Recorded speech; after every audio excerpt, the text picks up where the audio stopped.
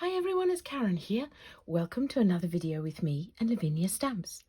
And today I'm going to share with you how I created this really simple but very striking card. I've used gold embossing powder here, and then I've put festive berries over the top.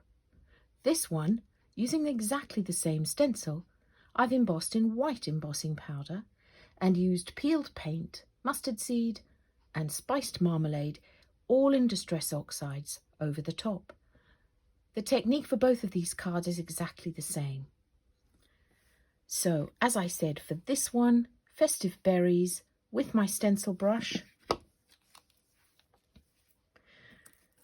with a piece of A6 multifarious card. Now, you could use these cards, Christmas, birthday, thinking of you. It lends itself to any nature of occasions and is so very simple. The stencil that I've chosen here is Dynamic. It's one of the brand new ones and is fabulous for this technique. But if you don't have that one, you can use any number of the Lavinia stencils. So what we've got here, this one is called Replenish, and this one is going to be fabulous at Valentine's time. Look at those gorgeous little hearts. So that one. This one is called Divine, and isn't it divine? And it would work really well with this technique. This one is Glory, that one super as well. And this one is Orbs. So any of those or any of the stencils, the only thing you want to be aware of is not to have too much of a gap, because it's harder to control the ink pad as it goes down. I'll talk about that in a minute. But if it were me, I would be staying away with stencils with so much space in between them. It works lovely on a card like this. There, I've used it in the background, but not for this technique. So, A6 card. I'm going to pop my stencil down. For this, I'm going to be using my embossing ink pad, which is a little stickier than any of the other ink pads that we've got, and I am going to be using my gold rich embossing powder. So I'm just going to have a piece of paper that I'm going to fold in half to hand, and you'll see why in a second, but there we have it. So I'm just going to take my embossing pad, I'm not going to tape my stencil down, and I am literally just going to touch the card through the stencil with this embossing pad. Now, I am not pressing too hard. If you press too hard, it will squelch through the stencil, and then you won't get the definitive lines that I have on my card. So, tapping, just going to move it over so that I can cover the whole card. And now you can see why, if you had a stencil which had too many big holes through it, you would land up with too much squelching and not the definition that we've achieved here.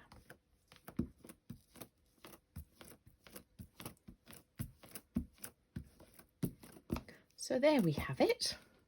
I'm just going to pop the lid on that, pick up my stencil. I will put this straight into some soapy water. I'm going to bring back my piece of folded paper, and I know you can't see that very well, but you will in a second. So I'm sprinkling my gold embossing powder all over the card, and you can start to see what we're going to have underneath.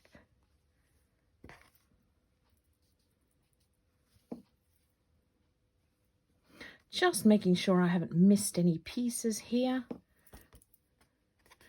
because after all, this is the focal point of the card.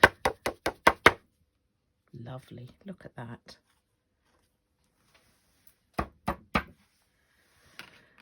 Now, if you were going to do a job lot of these, you could do them up like this and then put them to one side. Do a job lot and then come and heat emboss them afterwards. But before I do anything else, I'm just going to tip this straight back into my little pot and put the lid on. Just going to give it a check. That's lovely. And then I'm going to heat emboss it. I got a bit of a flip. There you go. Super. And before I do that, where I was splodging my ink pad around the edge of the card, my work surface has got a bit of that sticky embossing powder on it. No, embossing ink on it.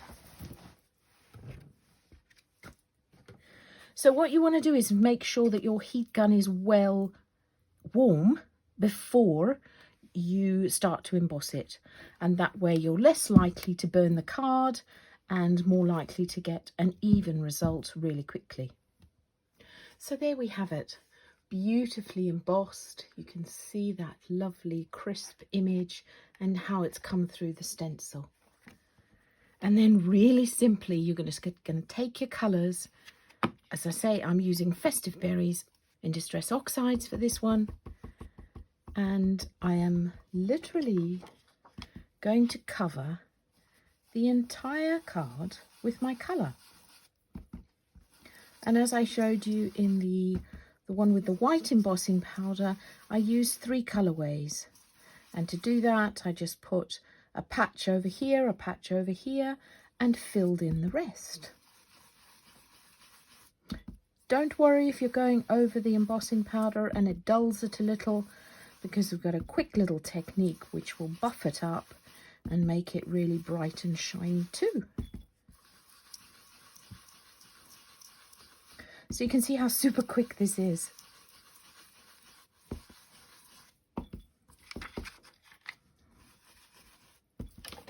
So there we have our card, which is covered with our ink. And I'm just going to take a piece of kitchen towel, just a normal piece of kitchen towel, and I'm going to scrunch it up and buff it. And the same technique would apply if I was using it with the white embossing powder.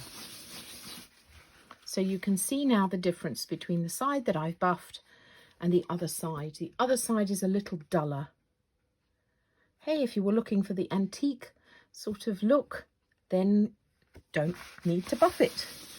But I quite like the bright look, so I prefer to buff it. You are going to get a bit of residue from the coloured ink, but there you have it, beautiful.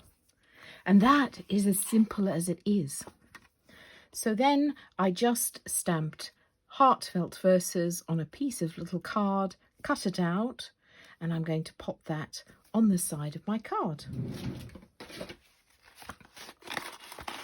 To stick it down, because I wanted it raised a bit, I will use my 3D sticky fasteners. If you've got tape, that will work just as well. And I'm just going to pop piece here, piece here.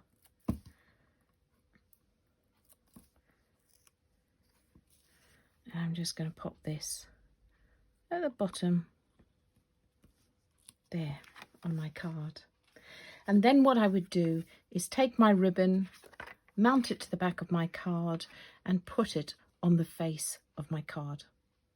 So how simple and how bold, striking, effective is that? I would love to see your makes. Thanks so much for joining me, and I'll be back again next week. Bye for now.